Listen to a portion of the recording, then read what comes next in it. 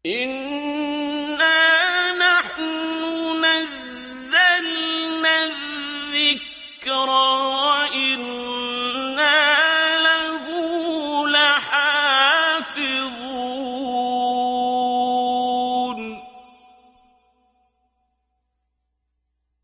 نحمده ونصلي على رسوله الكريم أما بعد فأعوذ بالله من الشيطان الرجيم بسم الله الرحمن الرحيم Suratul An'am ayat number 96-97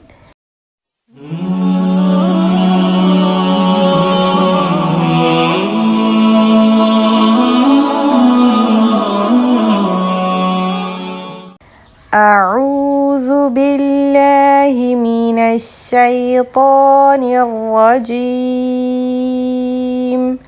بسم الله الرحمن الرحيم فالق الإصباح وجعل الليل سكنا والشمس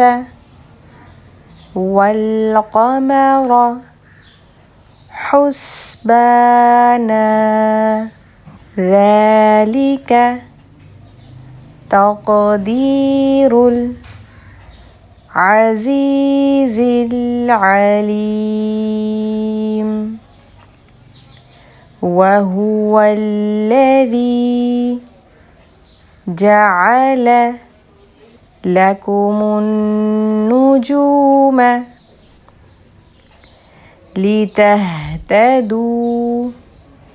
بها في ظلمات البر والبحر قد فصلنا الآيات لقوم يعلمون فالق الإصباح